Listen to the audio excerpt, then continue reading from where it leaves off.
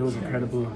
And shout out to the students, honestly. I mean, that was probably the most fun I've ever played in, other than playing Duke at home last year. But for me, that was a top 3 game. I mean, their energy was incredible, and we had no choice but to feed off of it. Did you guys tell, during the game, before the game, that it was going to be a little bit of a different crowd with them just opening the doors? Yeah. So we heard about the history when there's been other snowstorms and, students kind of fill the void, but I didn't think much of it until the second time we ran out.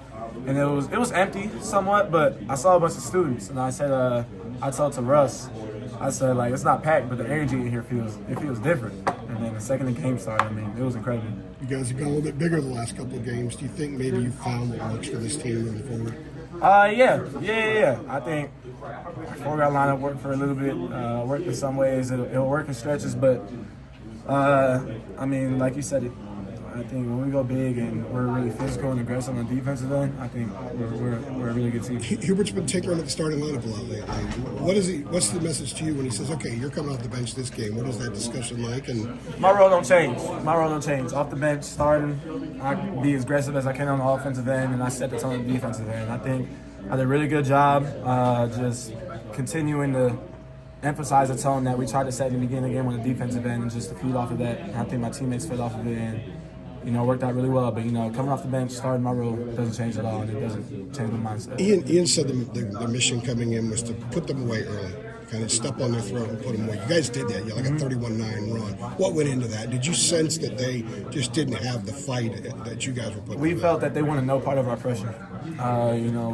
We found success early in our full court press, in our just half court pressure, just everything on the defensive end. We were finding success in, and we saw that they wanted no part of it, so we just kept going off of it the whole first half and worked out well. Was there any particular motivation or inspiration that led to this performance by you guys tonight? It's State. We want to whoop State. They beat us last year in the ACC tournament, and they still talk about it. So we want to beat them until they don't talk about it anymore. Do you think they competed hard out there today, from your standpoint? I think we took the soul really quickly. I think that's what we did. I think North Carolina did a great job of competing out there today. Thanks, Seth. Appreciate it. No problem.